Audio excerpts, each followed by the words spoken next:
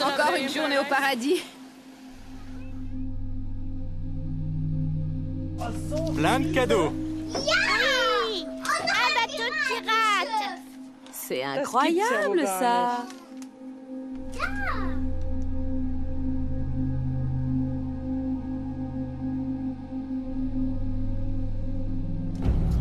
C'est quoi ça? Hammer. Tsunami.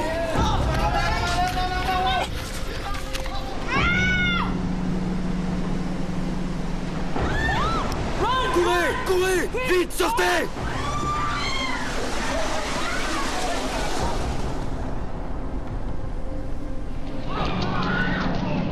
Oh mon Dieu! La mer!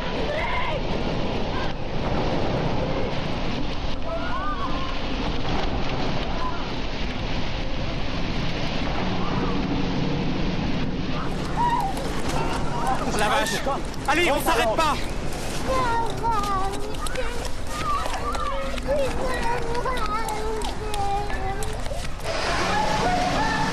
C'est pas vrai! C'est pas vrai! C'est pas vrai! C'est pas vrai! Non! Non!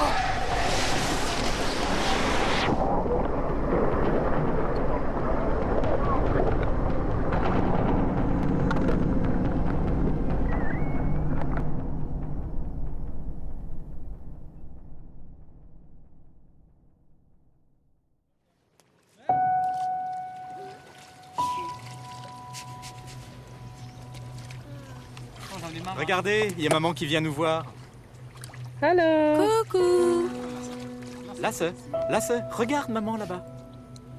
Lasse, Lasse, wie machen die qu'est-ce qu'ils Fische? font, les poissons? Oh, bye bye. Au revoir. Bye bye. Au revoir. C'était le Noël idéal pour nous. La première fois qu'on passait les fêtes à l'étranger. On était à Khao Lak, en Thaïlande. Lasse das Nachtgespenst. Hallo. Le 24 décembre, on est allé à la plage, on a joué avec les enfants dans l'eau, sur le sable. C'était merveilleux. C'est joli, dis-moi. La mer est parfaite. C'était le paradis. On se dirige vers Koh Phi Phi à bord d'un super bateau. Je vous montre à quoi ressemble la côte. C'est magnifique. Daniel, fais coucou. J'ai trouvé que cette île était très belle. J'étais impatiente de l'explorer, de faire de la plongée, d'aller à la piscine. Ça allait être génial.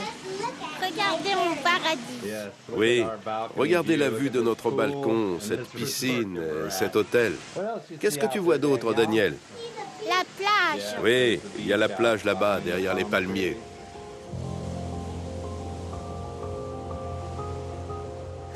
Je me souviens, je contemplais la mer qui léchait le sable. Ça faisait un joli bruit On appelait tous nos proches pour leur dire à quel point tout était parfait. pour leur faire envie. Le Sri Lanka est un beau pays très agréable. C'est un pays fantastique, plein de vie et de richesse. On voulait montrer à Isabella toutes ses couleurs, les éléphants, la jungle. Les odeurs, les gens, on s'y sentait comme chez nous.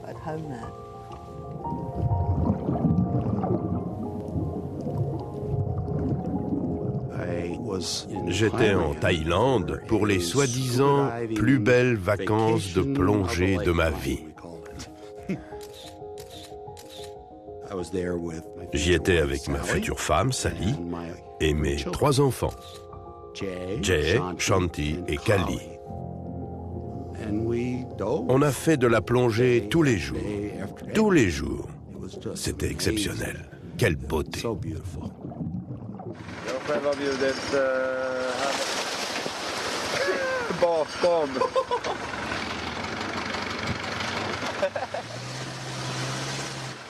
Je m'appelle Frédéric Bornsand. J'étais parti 3 semaines en Thaïlande avec ma copine, Sarah. On adore tous les deux la Thaïlande. On y va chaque année. On était très détendus, presque contents de bientôt rentrer chez nous. Quelle journée?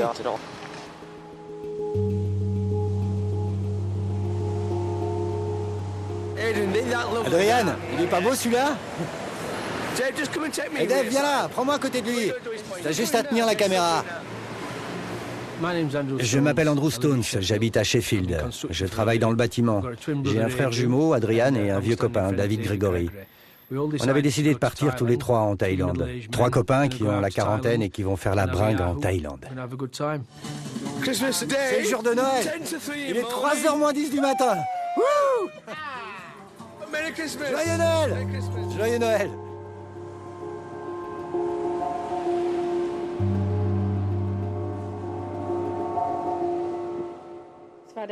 Le Père Noël est passé. Il a apporté des cadeaux, de très beaux cadeaux. Et si on allait voir par là? Oui.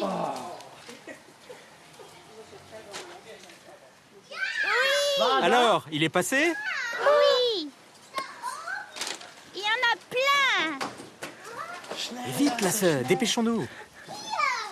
Il y en a plein. Oui. Un bateau de pirates. C'est incroyable, ça.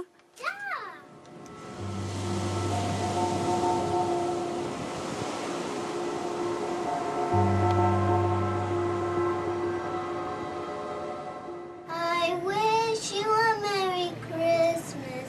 I wish you a Merry Christmas and a Happy New Year. Keep singing. Continuez. Je vais montrer à tout le monde où on passe Noël. Il est 18h30 et ça, c'est notre balcon sur Koh Phi Phi. On the Phi Phi Islands. We wish you a Merry Christmas and a Happy New Year. Parfait.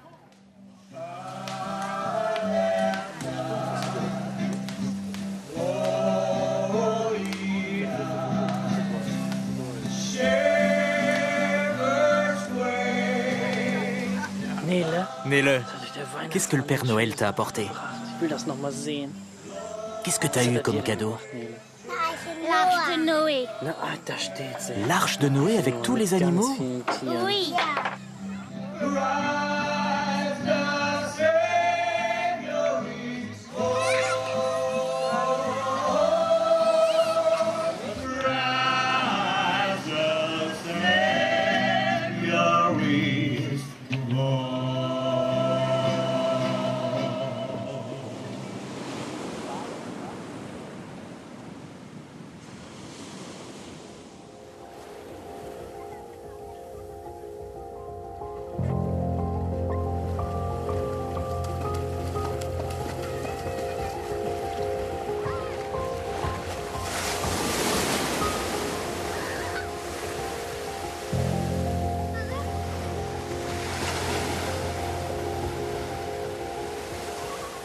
Il devait être autour de 8 heures quand j'ai senti des vibrations dans mon lit.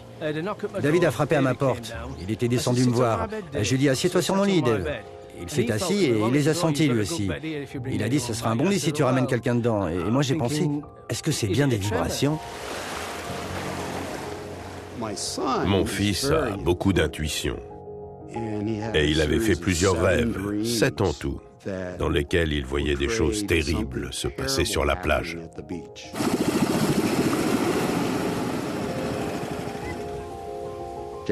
Jay était en pleurs.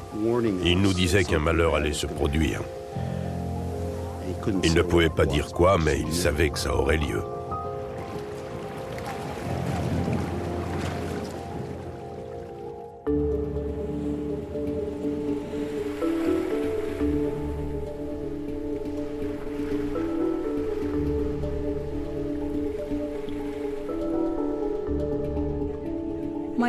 Je m'appelle Widari Dawam, je suis de Banda Aceh. C'était les vacances. J'étais à la maison avec mes parents et mes enfants à 500 mètres de la plage.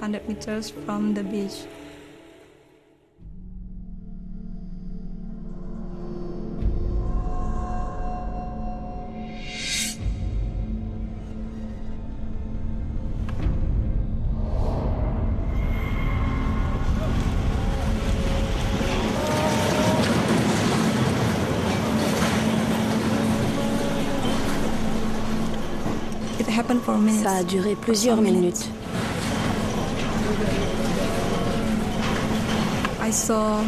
J'ai vu plein de gens comme nous. Certains étaient allongés au sol parce que la terre tremblait très fort.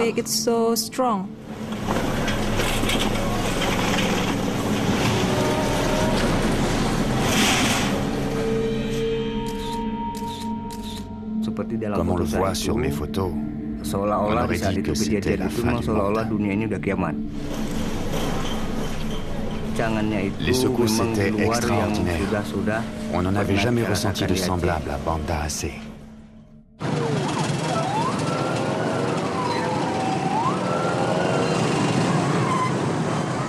On a décidé de rester dehors pendant le tremblement de terre. On a donc attendu que ça s'arrête. Et puis j'ai vu des centaines de gens qui arrivaient en courant du bord de mer.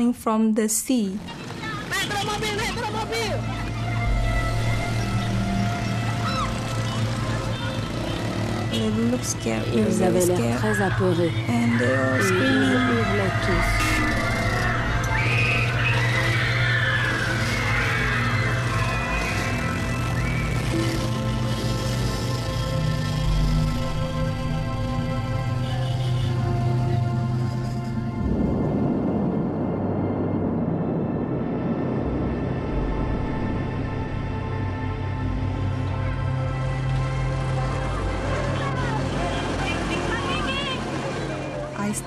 J'ai commencé à avoir peur quand j'ai vu arriver une vague géante, plus haute que ma maison.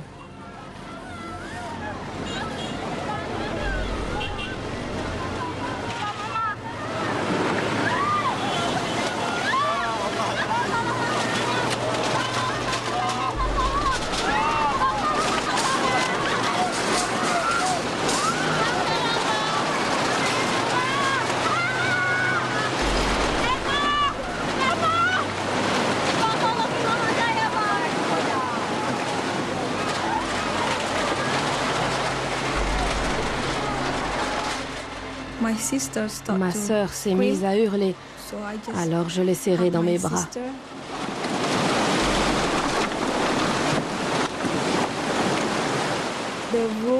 L'eau a envahi la pièce et puis la maison a cédé. Je me suis retrouvée sous l'eau. Je ne pouvais plus respirer. Et d'un coup, je suis remontée à la surface. J'ai essayé de trouver quelque chose à quoi m'accrocher et je me suis agrippée au dos d'un canapé, je crois. Là, j'ai appelé mon père, ma mère, mon mari. Personne n'a répondu.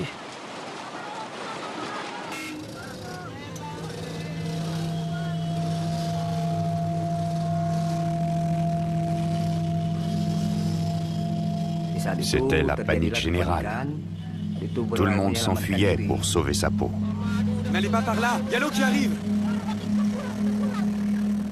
Moi aussi, je courais. J'essayais de fuir ce chaos, de distancer la vague.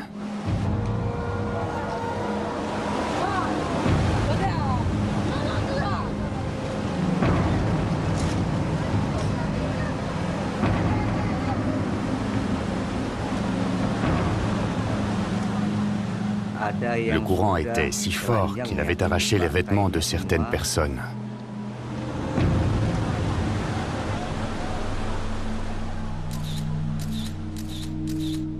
Il y avait des gens qui essayaient de secourir ceux qu'ils pouvaient tirer de l'eau.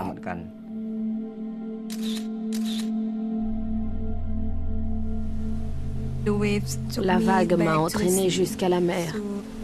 Je me suis donc retrouvée au milieu de l'océan. Alors j'ai commencé à dire toutes les prières que je connaissais. J'ai imploré l'aide de Dieu.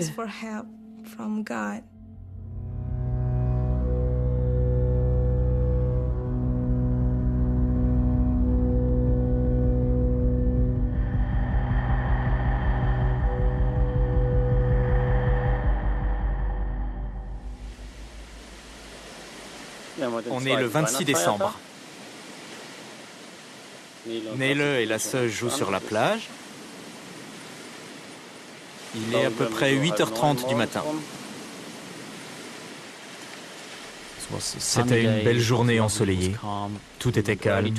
On était allé tôt à la plage, comme tous les matins. Une nouvelle journée idéale commençait. Les bateaux de l'armée sont là. Ils surveillent la baie.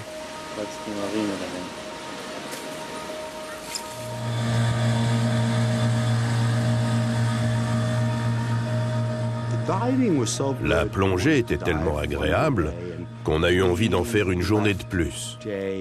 Jay et Callie ont préféré rester à la plage. On les a donc laissés à l'hôtel. Et comme tous les ados, ils ont fait la grasse matinée.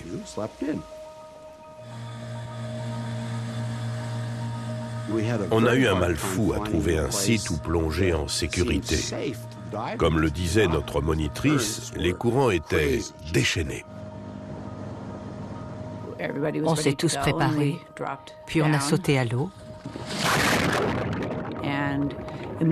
On a tout de suite eu l'impression d'être dans un jacuzzi.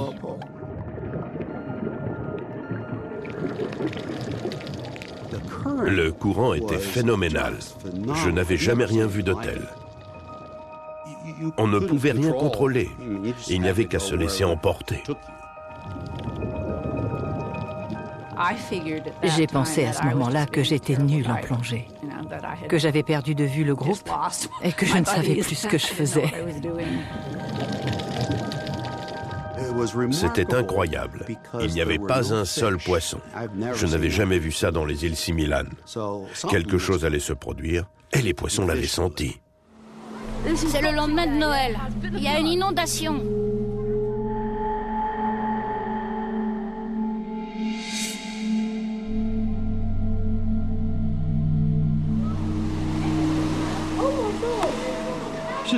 On était là et d'un coup, on a vu la vague traverser la route.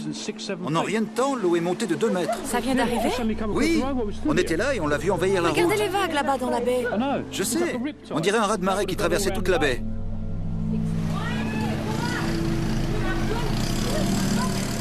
Elle est énorme cette vague, la vache! On a entendu un mouvement de panique qui venait de la plage et Dave a dit qu'il y avait une vague ou un truc comme ça.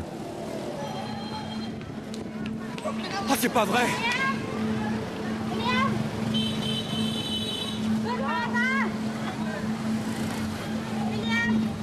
Ça fout les jetons, Dave. C'est arrivé sans prévenir.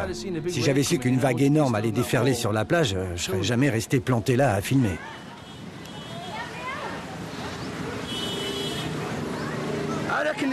Tu sais, Dave, il y a eu un genre de tremblement de terre ce matin. Il y a eu comme des secousses. Je crois que t'avais raison.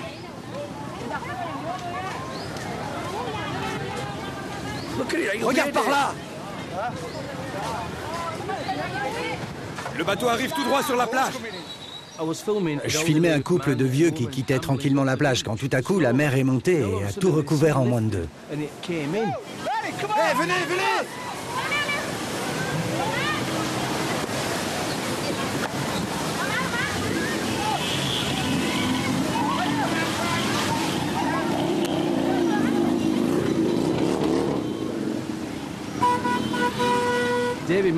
David a pu traverser la rue 3 ou 4 secondes avant moi et il s'est réfugié dans un resto.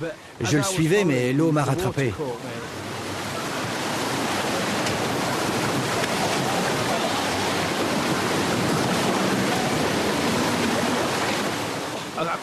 Sa force était juste incroyable.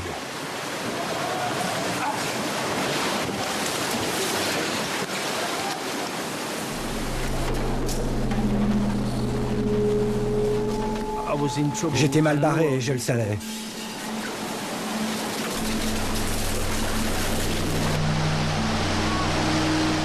Ça, c'est de la marée montante. Comment ils se débrouillent là-bas?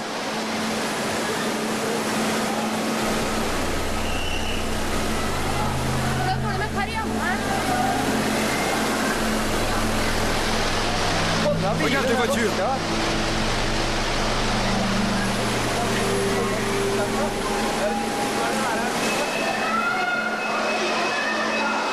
Nom de Dieu! Qu'est-ce qui se passe? gens qui couraient dans tous les sens.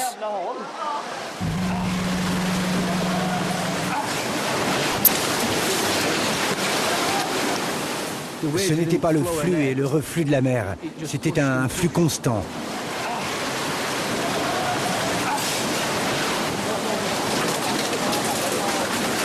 J'ai réussi à atteindre l'escalier. Ça a dû me prendre quelques minutes parce que quand Dave est venu me chercher, il m'a dit « J'ai cru que je t'avais perdu, Andy ».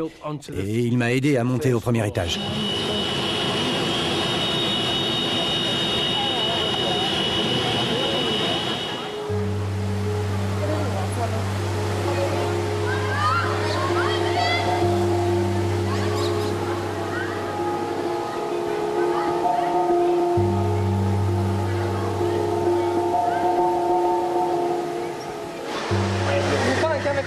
Comment ça se fait que l'eau arrive comme ça? Ils sont bloqués là-bas. Qui ça? Le couple de vieux là-bas.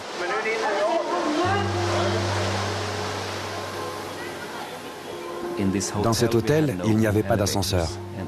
Les chambres du rez-de-chaussée étaient donc réservées aux clients les plus âgés.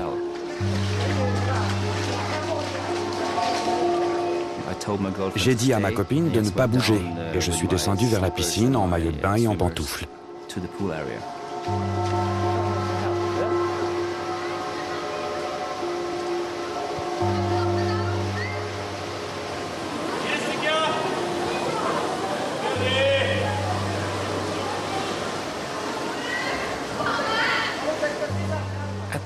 À ce moment-là, je ne m'inquiétais pas du tout. Tout était calme, il faisait beau. Je me suis juste dit qu'un dégât des eaux pareil allait coûter cher à l'hôtel.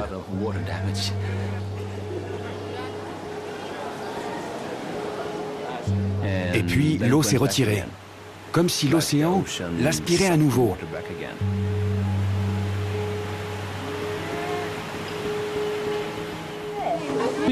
La mer redevient bleue. La vague s'en va. Il y a des gens dans l'eau. Je me demande ce qui s'est passé. Elle s'en va, elle s'en va. Je crois que les gens sont revenus sur les lieux sans crainte. Beaucoup sont retournés vers la plage pour constater l'étendue des dégâts. Tout est inondé.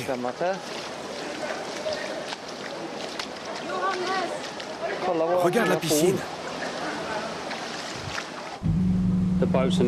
Les bateaux qui étaient dans l'eau se retrouvent sur le sable. La vague est encore en train de se retirer. On voit des rochers qu'on ne voyait pas avant. Il y a quelque chose d'énorme qui se dirige sur nous.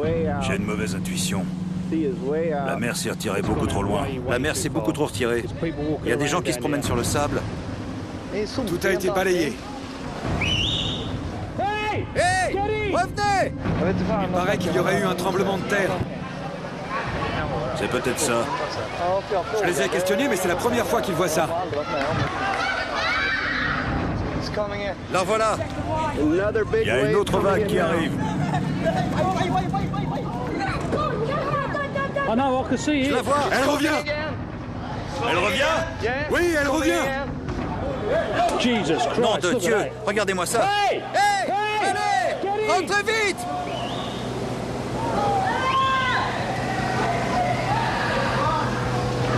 Elle revient! C'est une vague qui fait au moins 5 ou 6 mètres de haut, facile.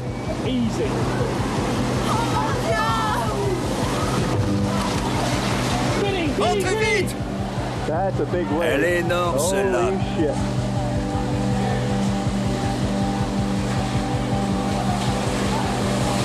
Oh, le mec, là!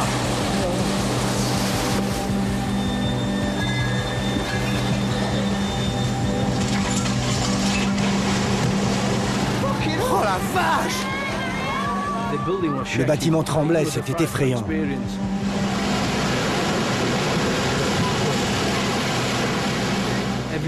Les vagues qui sont arrivées après celle-là, il y en a eu 3 ou 4, ou peut-être 5, étaient de plus en plus fortes.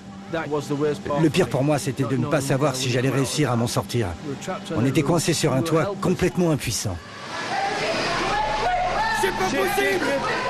C'est pas possible!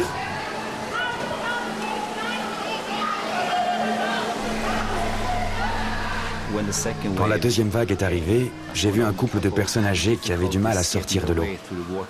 Ils avaient besoin d'aide. J'ai essayé de les attraper par la main, et quand il restait à peine 2 mètres entre nous, ils sont tombés et ils ont disparu.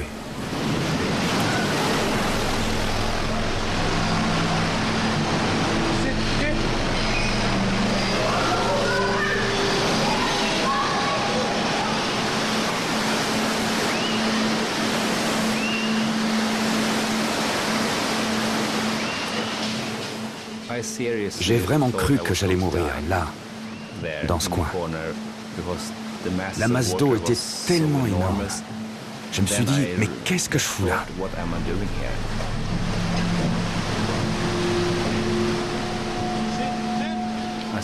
J'ai vu un type qui se cramponnait à une colonne pour filmer. Et puis j'ai entendu les vitres se briser. Bang, bang, bang.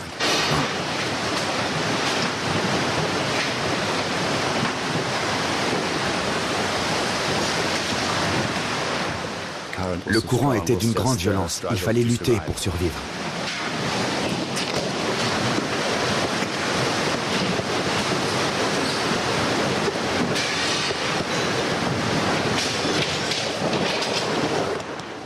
J'ai réussi à passer de l'autre côté par un trou dans une fenêtre. Je me suis accroché au sommet d'un arbre et j'ai vu des gens qui s'agrippaient au balcon et aux murs autour de moi.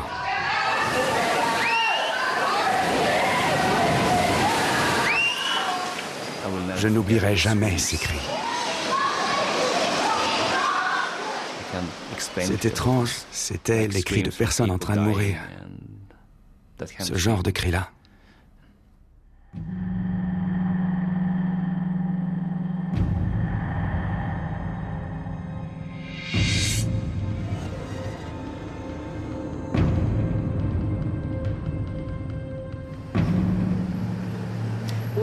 La marée est descendue à toute vitesse?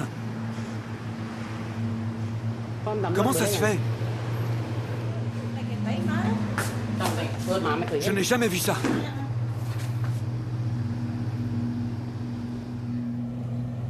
Ma femme s'est tournée vers moi et m'a dit « Hé, mais qu'est-ce qui se passe?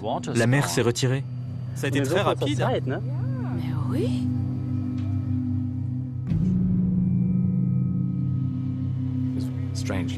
Il régnait un calme étrange. On aurait dit que quelqu'un avait ouvert la bombe de l'océan. Et ce paysage étonnant attirait les curieux. Il y avait une impression de calme, mais aucune panique. Regardez, regardez ça!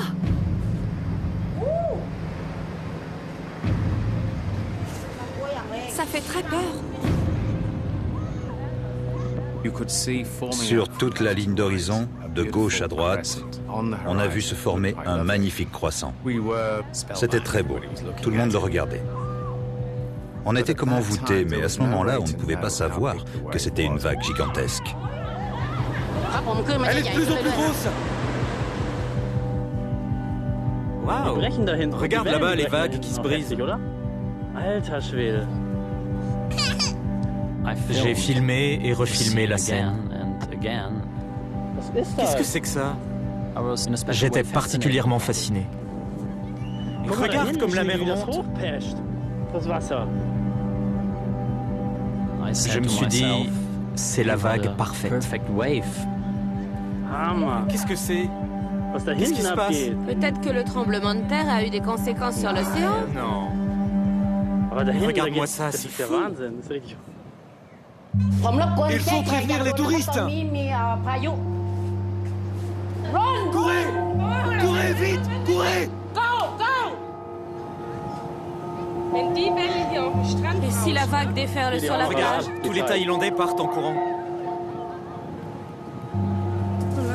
Allez, on prend nos affaires.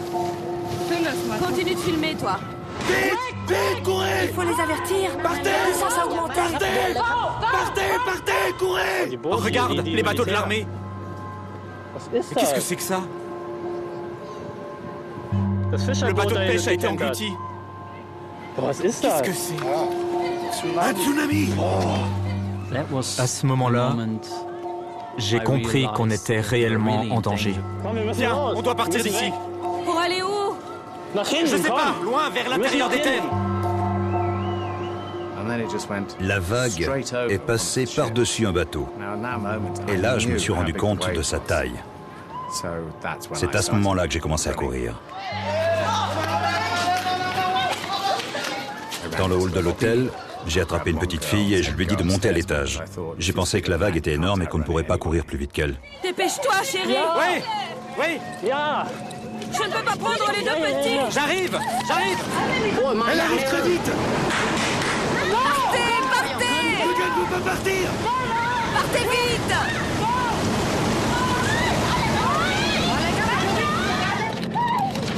Oh la vache. Allez, on s'arrête pas. Je veux rentrer à la maison. Je veux la maison.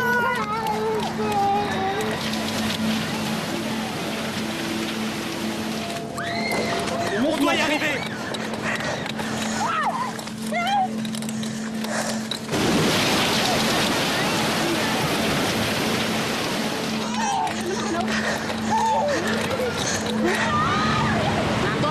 Tout est inondé, il y a de l'eau partout. L'eau approche. Qu'est-ce qui se passe? C'est la première fois que ça arrive.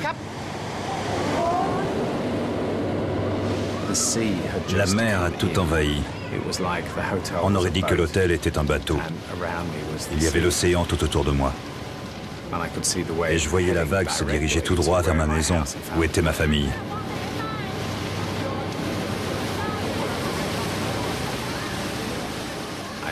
J'ai appelé ma femme et je lui ai dit « Partez tout de suite ». C'est tout ce que j'ai dit. Et le téléphone a coupé. Là, j'ai craqué. Je me suis mis à pleurer. J'ai pensé que si j'y croyais, il s'en sortirait.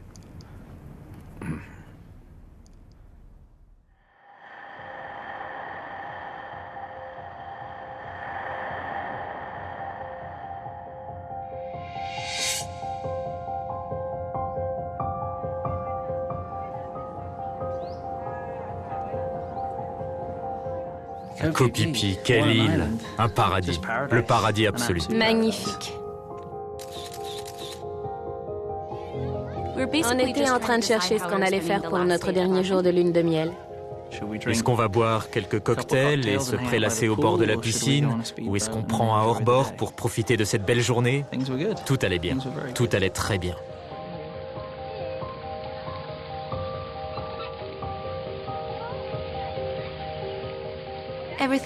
Tout était normal, jusqu'au moment où on est monté à bord du bateau et que l'eau a complètement disparu. La mer a disparu d'un coup. Tous les bateaux sont échoués sur le sable. Mais Sarah est toujours heureuse. Et comme un crétin de touriste, j'ai trouvé ça rigolo. J'ai continué de filmer.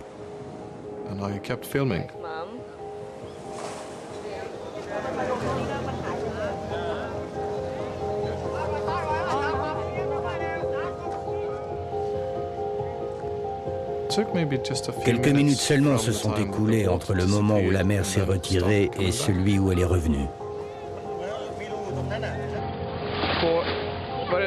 En 20 secondes, l'eau est montée d'à peu près 4 mètres. C'est complètement dingue. Avant, elle était très loin. Regarde mes jambes. Oh, c'est bizarre. C'est ce que j'appelle... Oh non!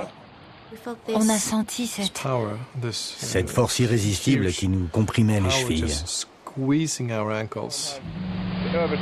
Phi est inondé.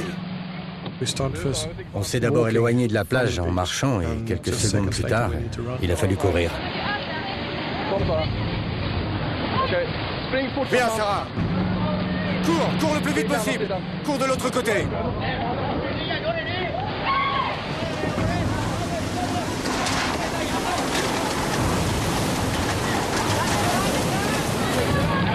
On se réfugie dans l'hôtel? Oui, on rentre. Viens, Sarah. Vite, vite, vite, vite, vite.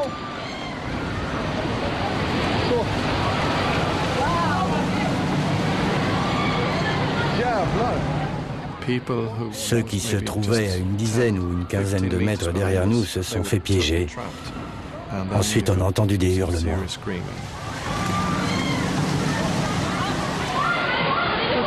On essaie de les sauver. Est-ce qu'on essaie de les sauver? Non, viens! On a commencé à entendre des gens qui criaient et couraient. Au début, j'ai cru qu'ils manifestaient leur joie d'être sur l'île. Pour tout vous avouer, j'ai trouvé que c'était quand même un peu excessif. Il se passait quelque chose et j'ai cru qu'il s'agissait forcément d'une attaque terroriste. On a sauté par-dessus le comptoir de la réception et on s'est précipité dans une arrière-salle. Et la catastrophe a eu lieu.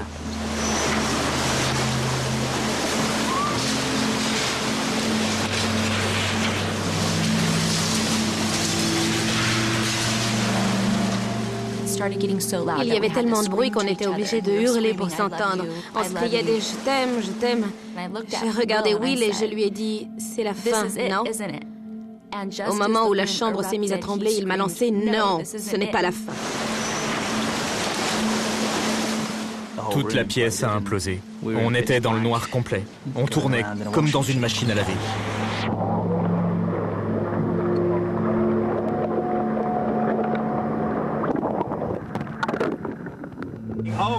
Oh là là, regarde les vagues qui arrivent!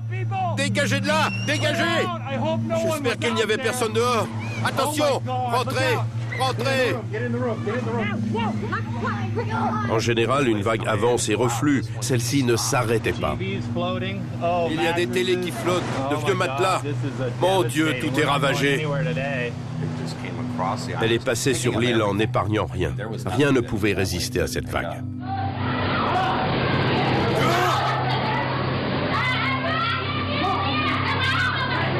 Viens, Sarah! Accroche-toi à moi! On sentait tout le bâtiment trembler, comme lors d'un séisme.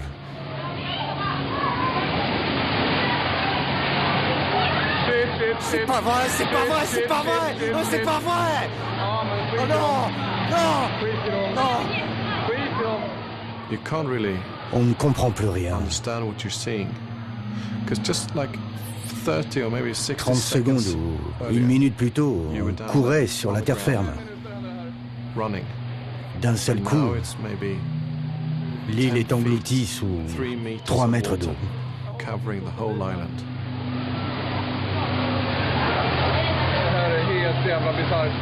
C'est hallucinant! En 3 minutes, la moitié de l'île a été détruite! Même le paquebot est à la dérive! Il y en a 2 qui sont accrochés au palmier. Attends!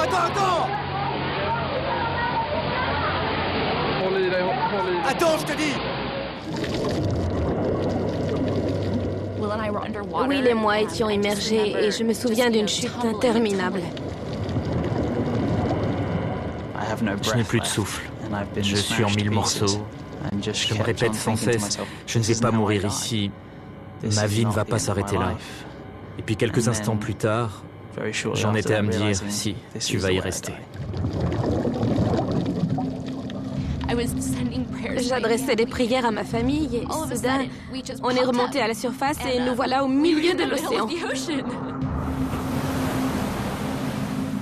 Je ne pouvais plus me servir de mes bras parce que j'avais la clavicule fracturée. De toute façon, le courant nous ramenait sur l'île. Pour garder la tête hors de l'eau, j'ai essayé de nager en chien, mais je me suis vite aperçue que je ne pouvais pas bouger les jambes. Quelque chose a claqué et j'ai compris que mes jambes ne me seraient d'aucun secours. Je ne pensais pas à la douleur, parce que j'étais au milieu de l'océan et que ma femme à côté de moi me hurlait qu'elle était brisée. Je me demandais, mais comment on va s'en sortir ?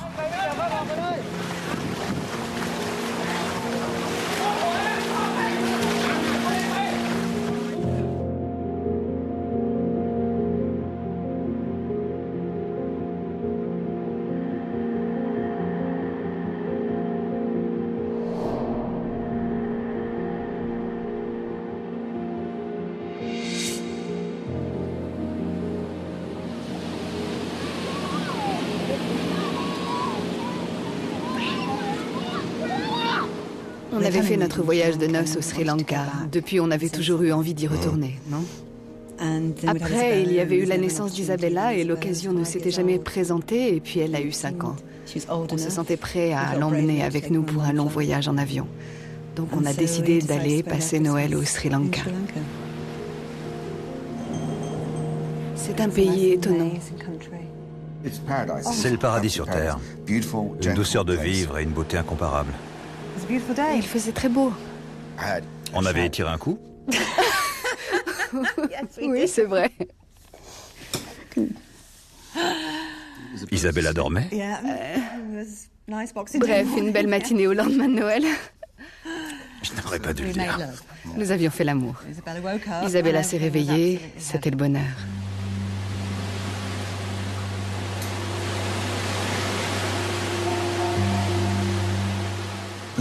Tôt le matin, la gueule enfarinée, on se dit « Tiens, la marée est forte aujourd'hui ».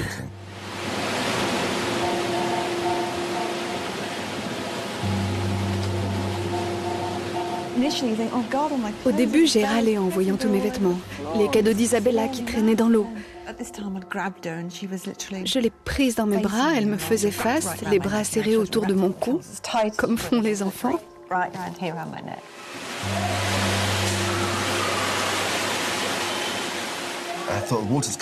Comme l'eau entrait, j'ai eu l'idée d'ouvrir la porte pour qu'elle puisse s'écouler.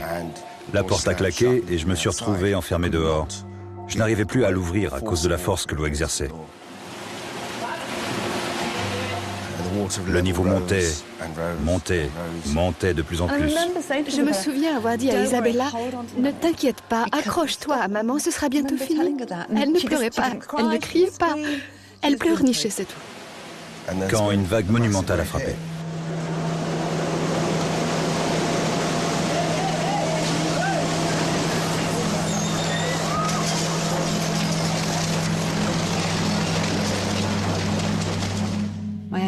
Je ne pensais qu'à Isabella.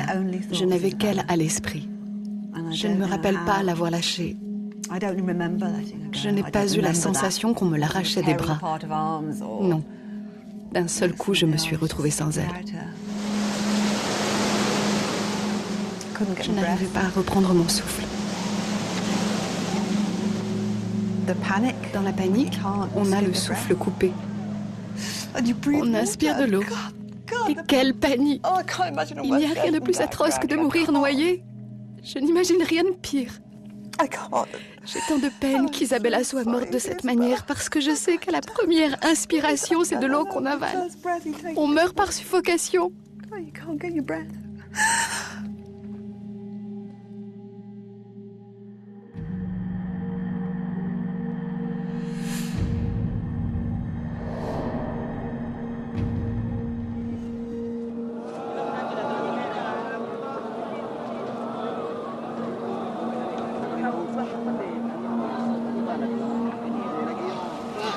Istiqamah 2 ya Pak? Mas? Ya. Istiqamah. Astagfirullah.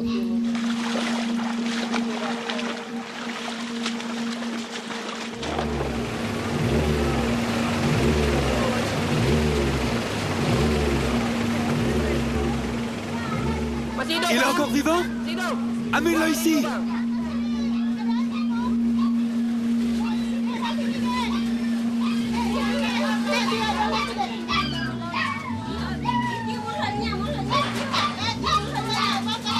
Au secours, mon Dieu!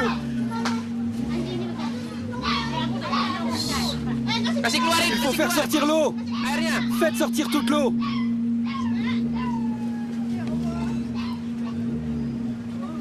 Faites sortir toute l'eau! Retournez-le!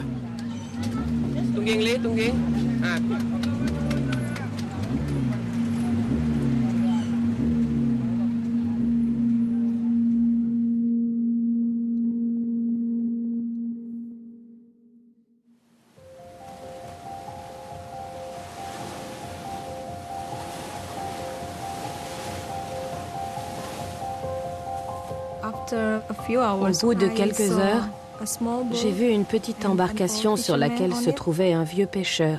Il a éteint son moteur, il a saisi une corde et il me l'a lancée par la grâce de Dieu. Je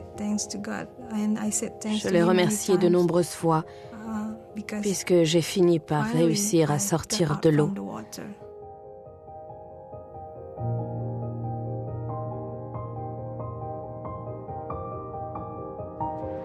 Je ne pensais pas qu'on regagnerait le rivage, qu'on en réchapperait, quand soudain le bateau de secouristes est arrivé dans la baie.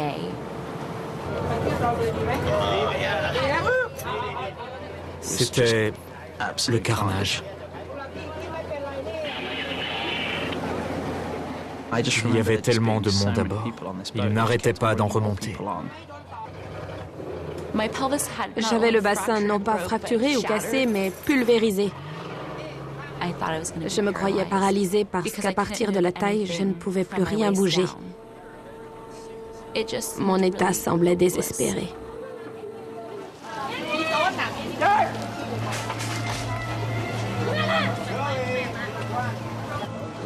Ça fait beaucoup d'eau à rejeter dans l'océan.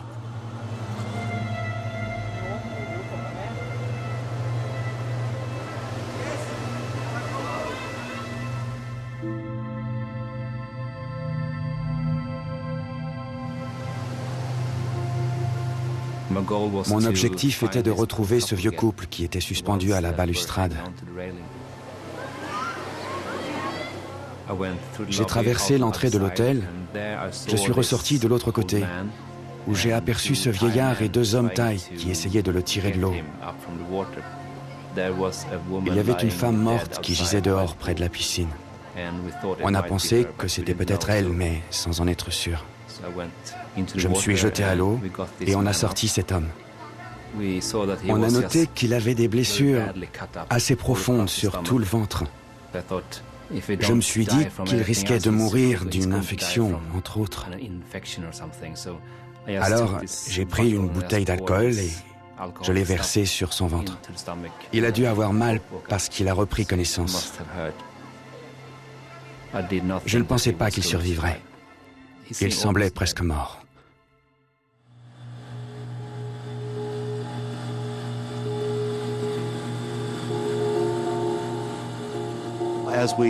En approchant de la plage, on voyait que les hôtels avaient disparu.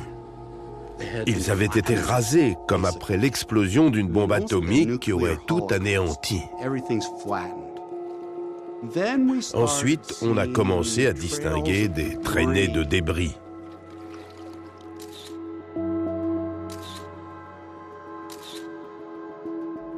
Avant d'apercevoir une personne.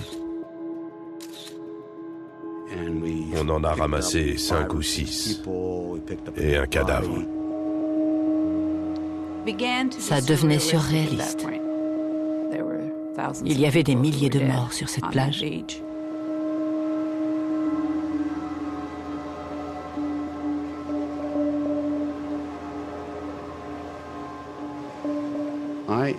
Selon moi, mes enfants étaient morts. Personne n'avait pu en réchapper. Ou alors, il aurait fallu bénéficier de la grâce de Dieu.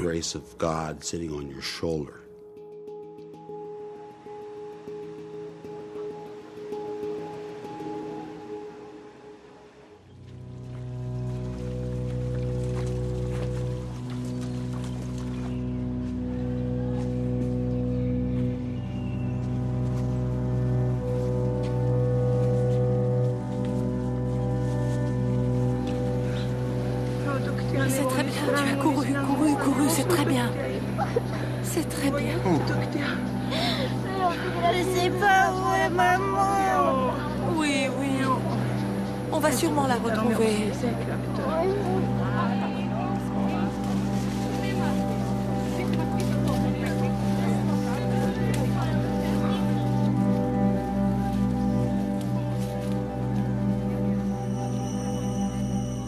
En arrivant dans la montagne, on a rencontré beaucoup de groupes de touristes. Papa! Où es-tu, John? Où es-tu, John? Il y avait une rumeur selon laquelle la prochaine vague ferait 50 mètres de hauteur et celle d'après 100 mètres.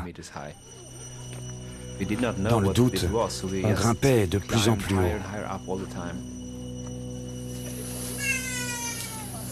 Il reste plus rien. Quelle catastrophe. C'est terrible.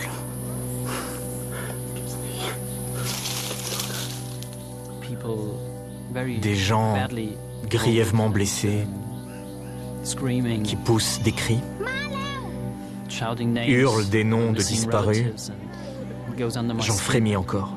Même 5 ans plus tard, ce souvenir m'est pénible.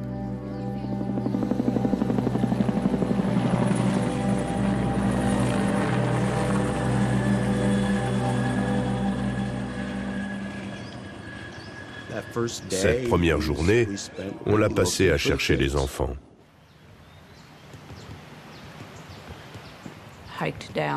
On est descendu jusqu'au bungalow à pied dans les ruines. On est monté jusqu'à celui qu'occupaient les enfants, complètement démoli. Ils n'y étaient pas.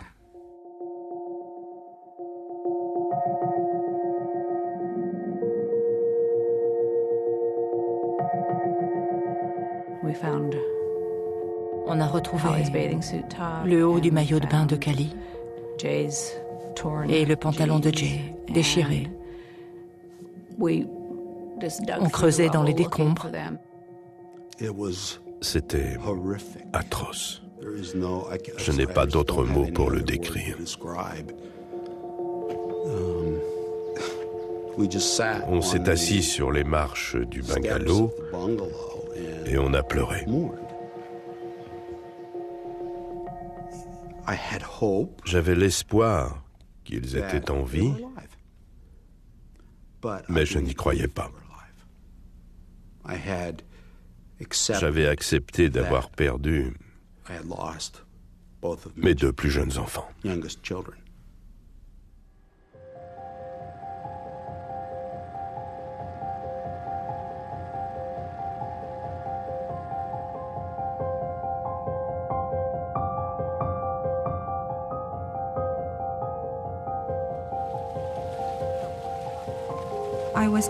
J'étais maintenant dans la ville.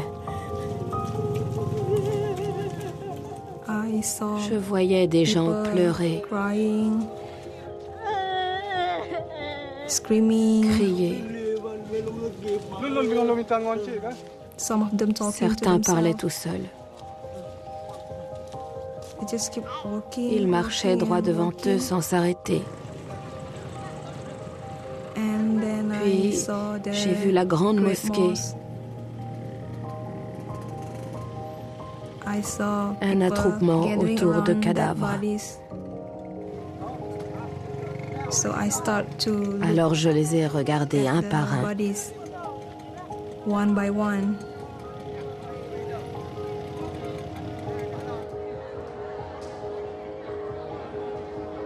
Mais je n'ai pas retrouvé un seul membre de ma famille.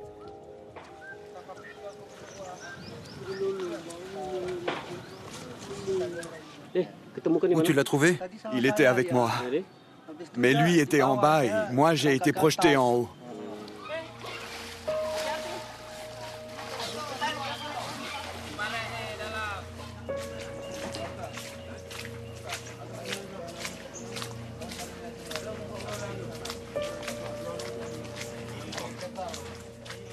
La route qui menait chez moi n'existait plus.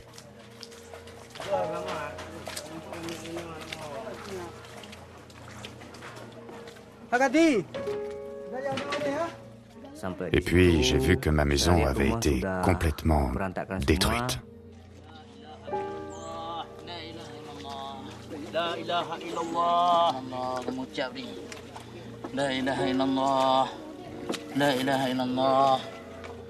Je me demandais si les miens étaient toujours en vie.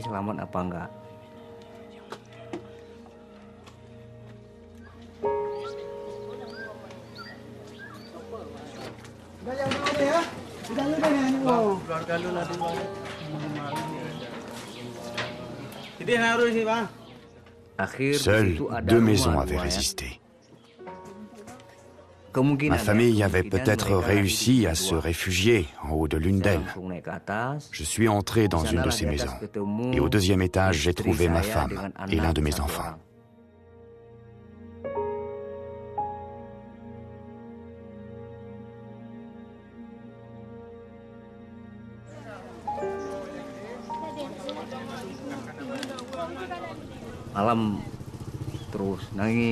Ma femme crie la nuit quand elle pense aux enfants. Ils ont disparu sous ses propres yeux. Comme ils étaient 3, elle n'a pas pu tous les sauver.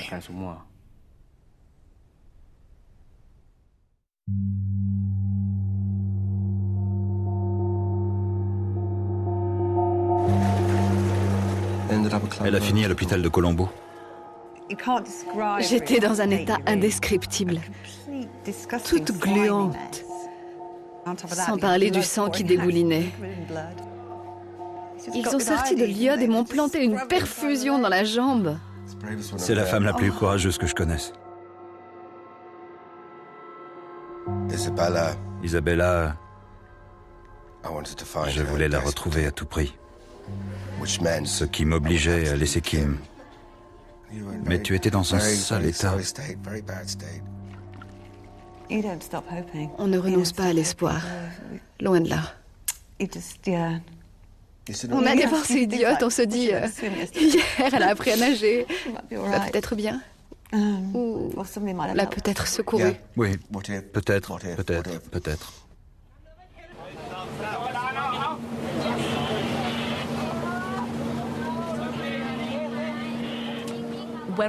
Quand nous avons enfin accosté, on m'a fait débarquer la première. Il faisait nuit. Et je ne démordais pas du fait que j'allais y rester.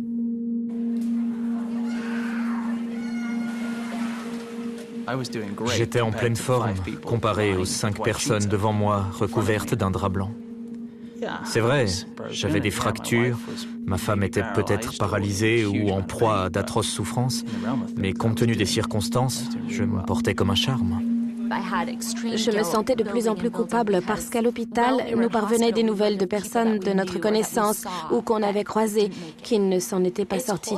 C'est affreux, on se demande qu'est-ce que je vais faire de ma vie pour racheter leur disparition, moi qui ai eu la chance d'en réchapper.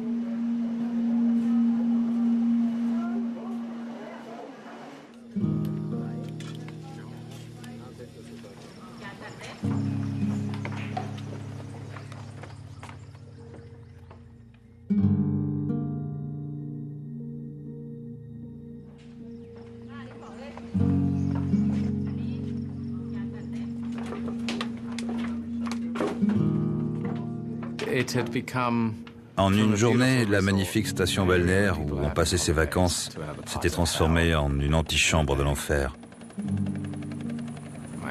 Mes parents, mon épouse et mon fils avaient survécu.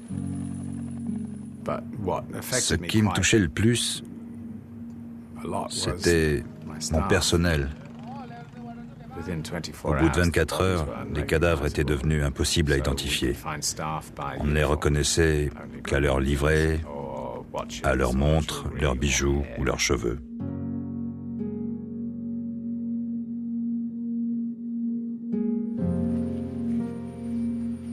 Le lendemain, à la première heure, on s'y est remis. Où sont nos enfants? Sont-ils sous les décombres? Sont-ils toujours en vie? Attendent-ils d'être déterrés par les secours? Désormais, on pouvait localiser les corps à l'odorat. Ils commençaient à sentir les victimes étant mortes pour la plupart.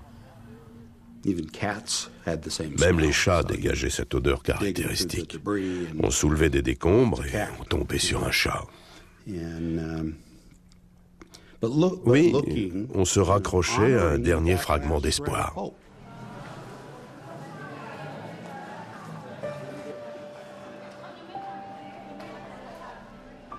Il me tenait à cœur d'avoir des nouvelles de cet homme. Du coup, le lendemain, ma petite amie Sarah et moi, on a pris un taxi et on est allé dans 2 hôpitaux de Phuket. D'abord dans un premier, où on a parcouru en vain de longues listes de noms. Puis dans un autre hôpital où on l'a retrouvé. J'étais fou de joie. J'ai failli m'effondrer en larmes. C'était fabuleux de le retrouver vivant dans son lit. Ça m'a beaucoup aidé à surmonter le sentiment de culpabilité du rescapé. Je ne me sens pas coupable parce que j'ai fait de mon mieux. Oui, ça m'a beaucoup aidé.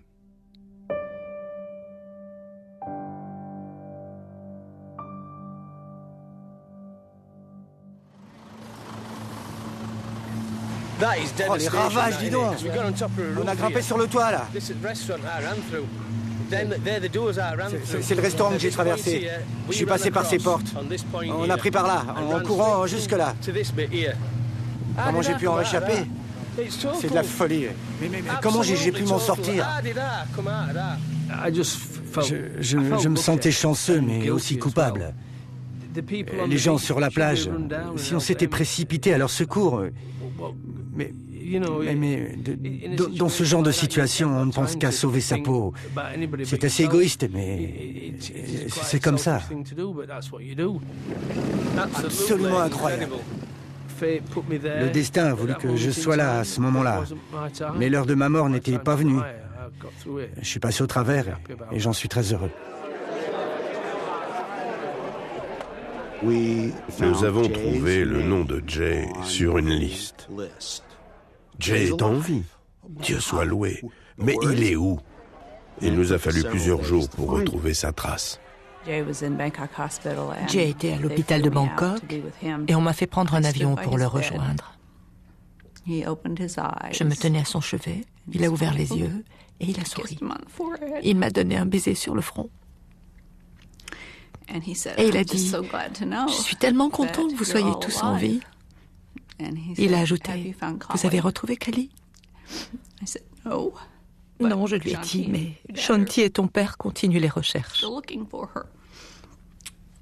Il a hoché la tête et il a fait, vous ne la retrouverez pas, elle est partie. On regardait les photos des cadavres. Les caméras de Good Morning America tournaient. Papa, elle est là. C'est sa chemise, regarde, c'est celle qu'elle a achetée. C'est pas vrai. C'est elle. C'est elle, mon Dieu.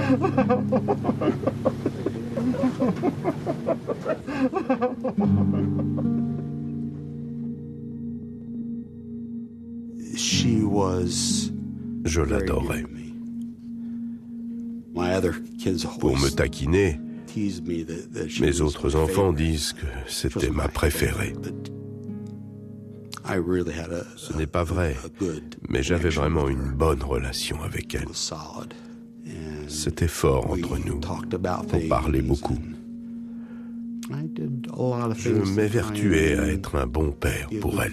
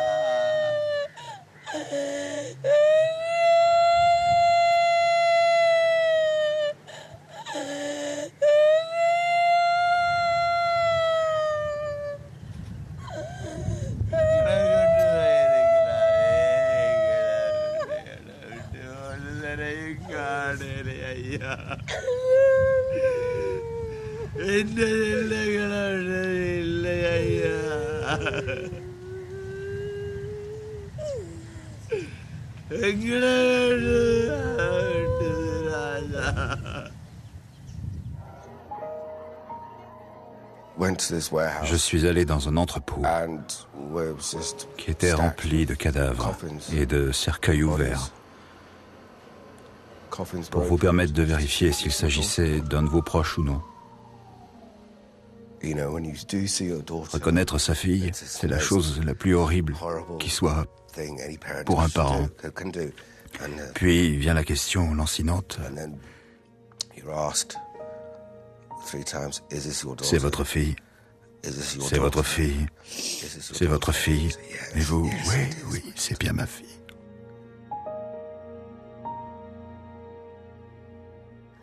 Bien entendu, quand il est revenu, il n'a eu qu'à me regarder pour que je sache. À partir de cet instant-là, c'est le reste de votre vie qui commence. Une page se tourne et au fond, votre vie est finie.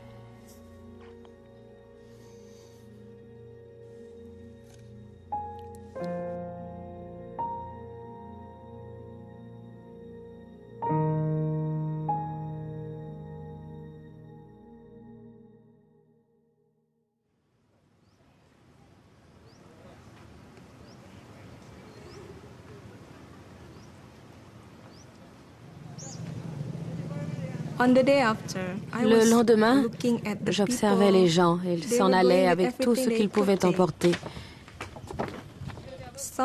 Certains n'avaient rien, mais ils étaient tout de même en famille, pour la plupart. Alors j'ai commencé à me dire que je n'aurais peut-être pas la chance de retrouver l'un des miens. Oh, soudain, mon mari est passé en mobilette. Dans un premier temps, j'ai été choquée. C'était impossible. Je me suis frotté les yeux avant de me rendre à l'évidence. C'était lui et je l'ai appelé.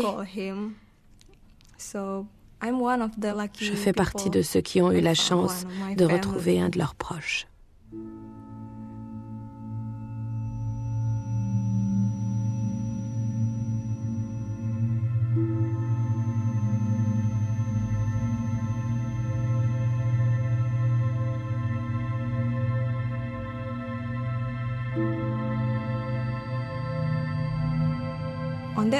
Ce jour-là, j'ai perdu 5 personnes que j'aimais.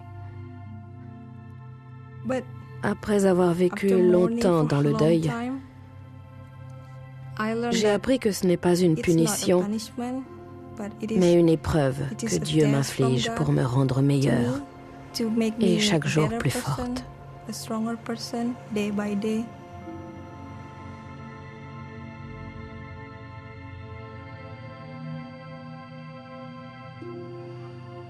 Je sais qu'il me regarde de là-haut. Et un jour, je les retrouverai. Je pense.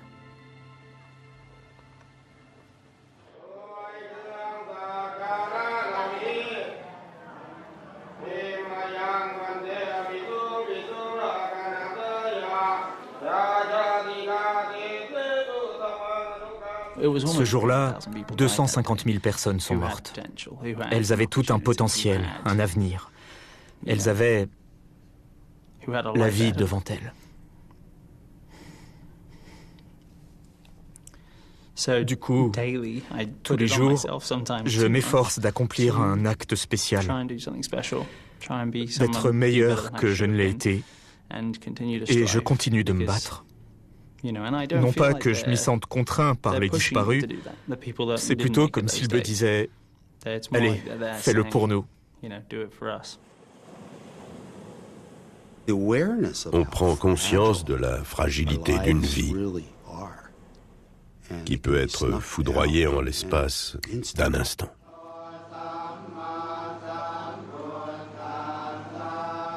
Je ne suis pas sûre qu'on en soit sorti, ni qu'on en sortira un jour. Jay s'est effondré après. Il a été soigné pour une douleur chronique et il a développé une accoutumance à son traitement. Callie était aussi sa meilleure amie. Donc c'était plus dur pour lui et très dur pour nous. Très dur pour Stu. C'était comme si, jour après jour, le tsunami se reproduisait. On a beau avoir l'air normal, continuer à mener une vie normale. À sortir, à voir du monde, à bavarder comme si de rien n'était. On est bien obligé, rien n'a changé. Il faut toujours gagner sa vie, manger. On doit continuer sans elle. Mais derrière les apparences, on ne s'en remettra jamais.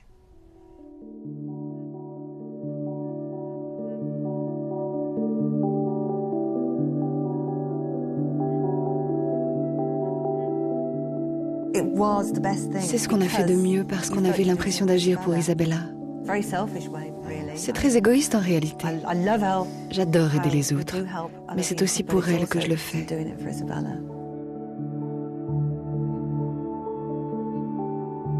Ce sont des petites choses qui vous aident à persévérer. Par exemple, un câlin de Louis qui a 3 ans. On apprécie les plus petites choses et on aborde chaque jour. Comme il vient. Enfin, voilà comment on essaie de faire face.